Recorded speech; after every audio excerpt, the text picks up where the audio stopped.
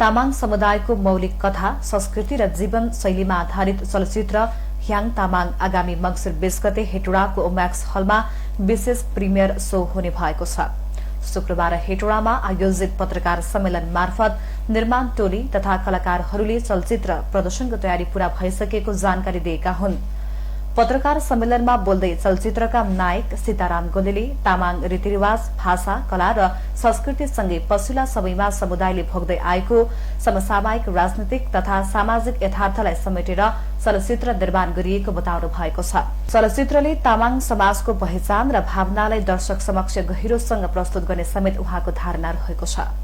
यो फिल्म चाहिँ hang Tamang film चाहिँ यो कथा कस्तो खाली मोडेको छ भनेदेखि अब जस्तै हामी तामाङहरूको रीतिरिवाजमा पनि एक्सन पनि उस्तै छ। यहाँ यो फिल्ममा एक्सन पनि भावुक छ र कथा वस्तुमा पनि एकदम यो फिल्म हेर्नको लागि चाहिँ रुमाल ल्याएर आए हुन्छ किनभने एक्सन पनि उस्तै छ, रुना धुना यस्तै कथाले समेटेको एकदम यो फिल्म हेरिसकेपछि मान्छे भावुक चाहिँ हुनेवालै छ। चलचित्रका अर्का नायक जय साङतालले चलचित्रको छायाङ्कन काठमाडौँ मनाङ लगायतका क्षेत्रमा गरिएको जानकारी दिनुभयो। नायक साङतालले विभिन्न भौगोलिक र सांस्कृतिक स्थानहरूमा गरिएको छायाङ्कनका कारण चलचित्रले तामाङ जातिको जीवनशैलीलाई अझ प्रामाणिक रूपमा प्रस्तुत गर्न सकेको बताउनु भएको छ।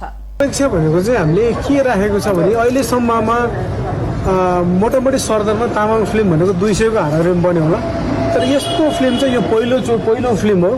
त्यही भएको कारणले हरेक जति पनि हाम्रो तामाङ दाजुभाइ दिदीबहिनीहरूले हेर्नुहुन्छ, तामाङ मात्र होइन गैर तामाङ जति पनि हेर्नुहुन्छ, उहाँहरूले यो फिल्म चाहिँ मन पराउनुहुन्छ भन्ने चाहिँ अनि पुरा आशा भरोसा छ। निर्माण पक्षका अनुसार चलचित्र निर्माणमा 30 देखि 35 लाख रुपियाँ खर्च भएको छ। चलचित्रमा ख्याति प्राप्त कलाकारहरूको समेत सहभागिता रहेको छ।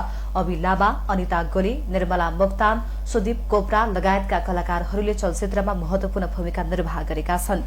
तामाङ समुदायका चर्चित कलाकारहरूको समेत अभिनय रहेको यस चलचित्रले सांस्कृतिक पक्षलाई मात्र नभई मनोरञ्जन र सामाजिक सन्देशलाई पनि प्राथमिकता दिएको निर्माण टोलीको भनाइ छ।